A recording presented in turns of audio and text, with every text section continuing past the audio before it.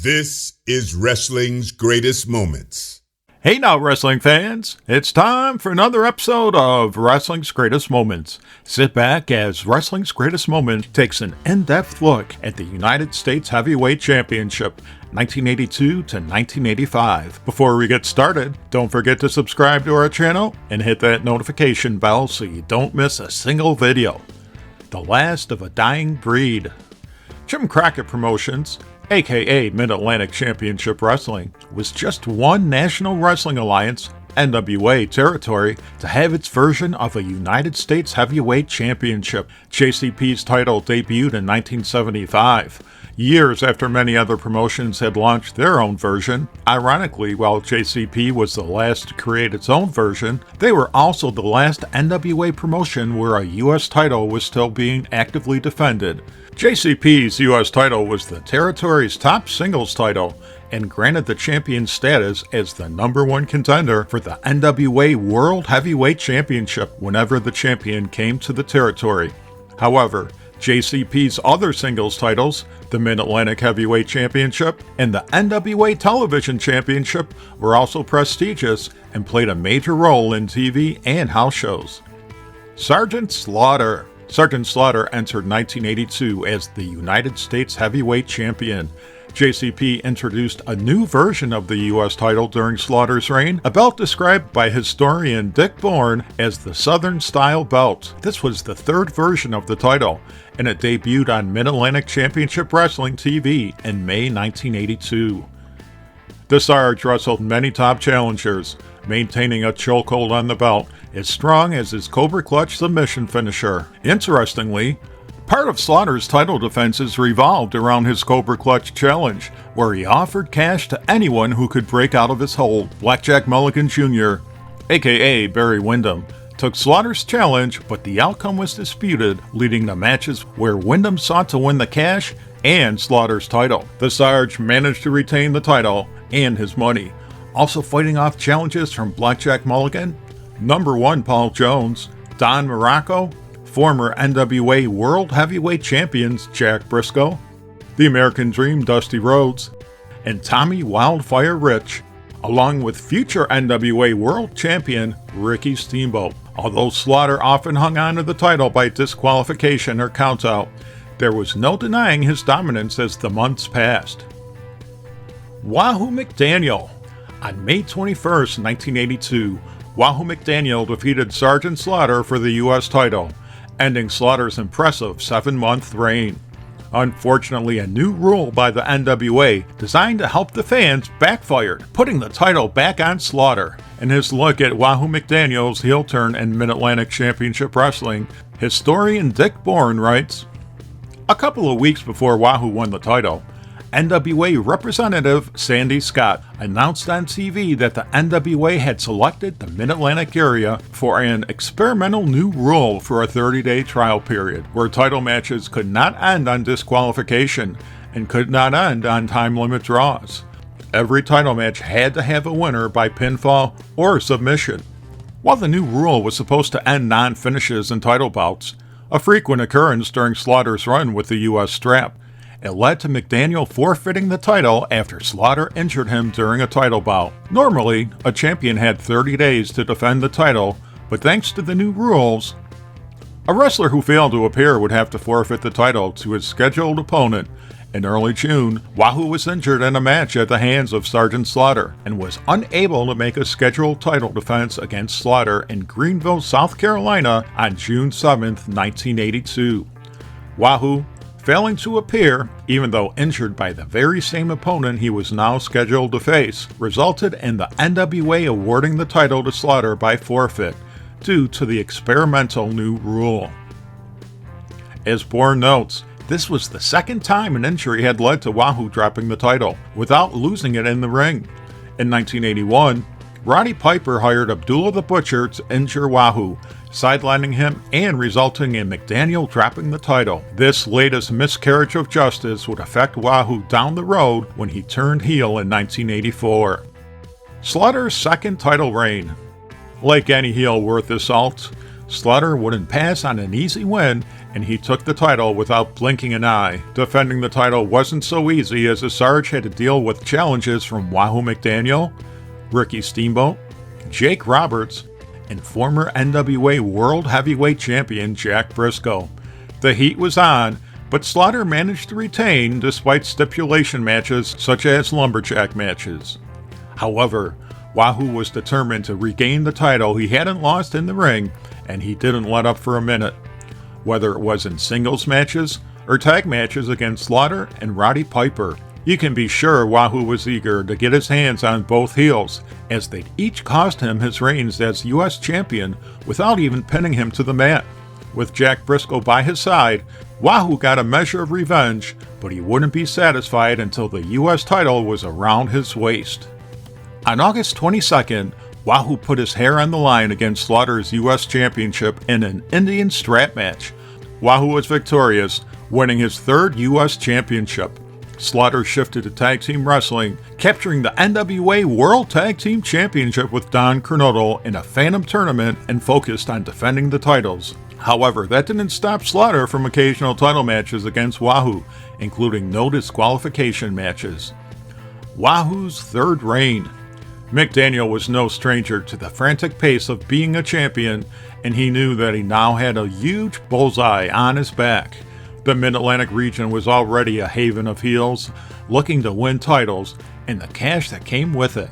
While Sgt Slaughter was focused on defending the NWA World Tag Team Championship, he still chased Wahoo for the title, along with Abdullah the Butcher. A familiar face entered the title picture, someone who Wahoo had warred with for years, Greg the Hammer Valentine. Interestingly, Wahoo had battled Greg's famous father, Johnny Valentine, for years before Greg continued the fighting family tradition following Johnny's forced injury-related retirement. See our video, The Deadly Plane Crash That Nearly Ended Wrestling, for more details. Greg's past rivalry with Wahoo was well known to Mid-Atlantic fans, but as Dick Bourne writes in the United States Championship, a close look at Mid-Atlantic Wrestling's greatest championship, Valentine made sure everyone knew what he was capable of. Valentine reminded fans that he had broken Wahoo McDaniel's leg in the process of defeating him for the Mid-Atlantic Championship back in 1977.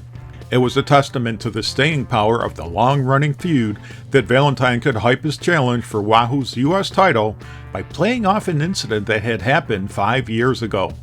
Now managed by Sir Oliver Humperdinck, Valentine chased Wahoo for the title for months, while the U.S. champion fought off other competitors. In addition, Wahoo's status as U.S. champion made him the #1 contender to the NWA World Heavyweight Championship held by Nature Boy Ric Flair. Wahoo, who had had an intense feud with Flair in the 1970s, came close to winning the title, but Flair managed to hang on, with Wahoo's title bids often ending in no contest or disqualification wins. A fighting champion, Wahoo finally fell to Valentine on November 4th, 1982, when the Hammer scored a tainted win over the champion after Sir Oliver Humperdinck snuck a foreign object to Valentine behind the referee and Wahoo's back. Wahoo suplexed Valentine, only to collapse to the mat after Valentine blasted him with blows using the foreign object, ending McDaniel's third title reign at less than 3 months. While this was the first time Wahoo lost the title in the ring, it was cold comfort due to the controversy surrounding Valentine's win. Wahoo chased Valentine for the title unsuccessfully before he left the promotion for Vern Gagne's American Wrestling Association, AWA. Same champion, new title. In March 1983, JCP introduced a new version of the U.S. title. This belt became known among some fans and belt collectors as 10 pounds of silver for its resemblance to the NWA World Heavyweight Championship at the time, aka 10 pounds of gold. Valentine, cocky as ever, flaunted his new prize as he put it on the line against babyfaces Bob Orton Jr., Jack Briscoe, and Rowdy Roddy Piper. Piper proved to be Valentine's fiercest opponent. While Piper had turned babyface, his in-ring style hadn't changed, and he could go blow to blow with the champion. Piper and Valentine knew what each other brought to the table, as they were former tag team partners. The Piper vs. Valentine feud played out for the rest of 1983, leading to tag team matches where Piper often teamed with Bob Orton Jr. to battle Greg Valentine and Ric Flair. The Hammer's U.S. title reign continued, with Valentine defending the title against Piper and the wildly popular Jimmy Boogie Woogie Man Valiant. Valentine also earned NWA World Heavyweight title shots against Ric Flair, battling the champ to a 60-minute time limit draw at March 12, 1983's Final Conflict show. On April 16, 1983, Roddy Piper defeated the Hammer to win his second title. Whether Valentine's quest for the world title distracted him, or Roddy Piper's relentless pursuit proved too much, Valentine's nearly 6-month run with the title was over. However, he was far from done with the belt. The Year of the Ear.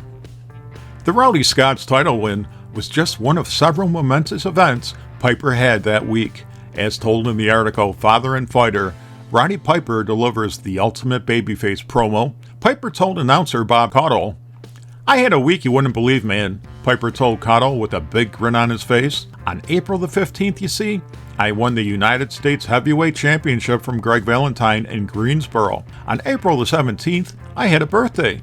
Then, looking over at the TV audience in attendance, he said, "And on April 19th, I became the father of a 7.9-pound baby girl." Although Piper was off a day in stating when he won the title, his heartfelt promo endeared him to the territory's fans even further. Naturally, this meant that the promotion would use the happiness to craft a compelling storyline. The already red-hot Roddy Piper vs. Greg Valentine feud leveled up when Valentine regained the title on May 1st, 1983. Valentine proved he would win the title at any cost, injuring Piper's ear during the match by belting Piper with the championship title while the referee was knocked out. Piper continued the fight, but his ear injury affected his equilibrium and it was obvious he couldn't defend himself. Finally, NWA officials ended the match, awarding the title to Valentine since Piper was unable to continue. Thus was born the Year of the Year, as Piper chased Valentine around the Mid-Atlantic region for the U.S. title. Piper was also busy fighting for revenge for his friend Nature Boy Ric Flair after Cowboy Bob Orton Jr. and Dick Slater collected Harley Race's bounty on Flair by injuring the Nature Boy. The majority of Valentine's title defenses were against Piper. Nonetheless, Valentine had defenses against Mark Youngblood, Wahoo McDaniel, Ricky Steamboat, Bugsy McGraw, and veteran Johnny Weaver, with fans wondering when Piper would get his revenge and the title.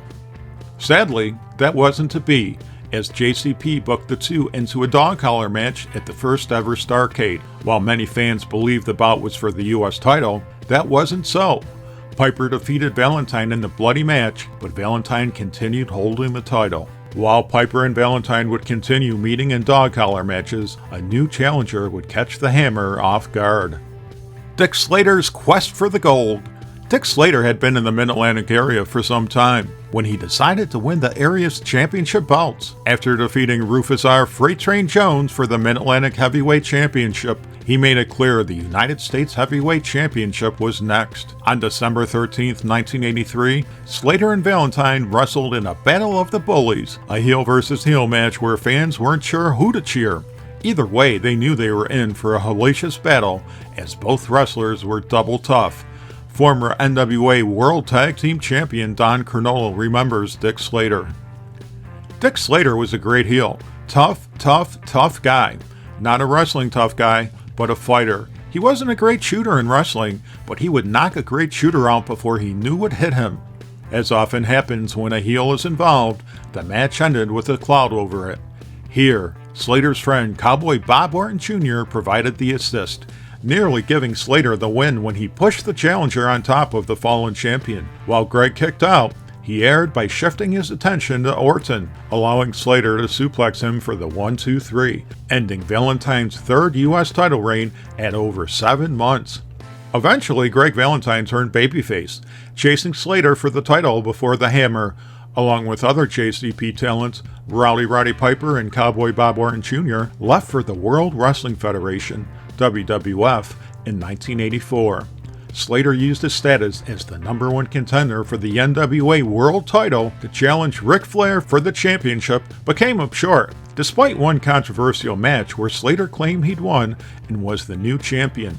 even parading around with a version of the title bout. Slater defended the U.S. title against Wahoo McDaniel, Mark Youngblood, and even the Junkyard Dog, who worked a brief program in the area, holding on to the title. Slater's nearly 4-month reign ended on April 21, 1984, when Ricky Steamboat defeated him, beginning his third reign as champion. Steamboat, who had returned after a brief retirement to challenge Ric Flair for the NWA World Heavyweight Championship, was arguably at the peak of his abilities and seemed ready to take on all comers, whether it was Slater, who fought hard to regain the belt, and the Russian Bear Ivan Koloff. Steamboat was willing to wrestle in any match, including Falls Count Anywhere matches where he competed against Slater and Koloff, and a taped fist match against the Masked Outlaw, believed to be Dory Funk Jr. Like any wise champion, Steamboat used his #1 contender status to challenge Ric Flair for the NWA's top prize. Flair, also at the peak of his powers, retained the title. Meanwhile, Wahoo McDaniel, who had been unsuccessful in defeating Tully Blanchard for the NWA World Television Championship, asked his friend Ricky Steamboat for a U.S. title shot, knowing he'd get a chance to wrestle Flair if he became U.S. champion. At that time, McDaniel had accused Flair of ducking him, arguing that Flair was manipulating their friendship to keep from wrestling him. This accusation began a slow heel turn for McDaniel, culminating in an alliance with former rival Tully Blanchard. While the role was new for Wahoo in the Mid-Atlantic area, he had the charisma to pull it off. Some wrestlers have to work for years to attain a charisma that others come by naturally. Wahoo McDaniel was certainly in the latter category. Steamboat agreed to the match, knowing how much Wahoo had helped his career and that this was a chance for McDaniel to earn more title matches. The match was a competitive but sportsmanlike affair as McDaniel tried to regain the title. Wahoo downed Steamboat with a football tackle, with Steamboat accidentally flattening the referee. After a ref bump, McDaniel's adversary Tully Blanchard went to hit Wahoo with a steel chair, but missed, KOing Steamboat instead. Wahoo chased Blanchard away, and when he returned to the ring, he covered Steamboat, not knowing Blanchard had played a hand in his win. Things quickly went sideways after a videotape aired showing the controversial win.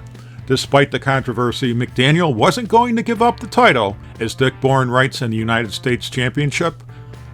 Wahoo said fans were now asking him if he was going to give the title back to Steamboat. He scoffed at the notion, saying if a controversial referee's call had an effect on the outcome of a Super Bowl, he didn't give a championship ring back.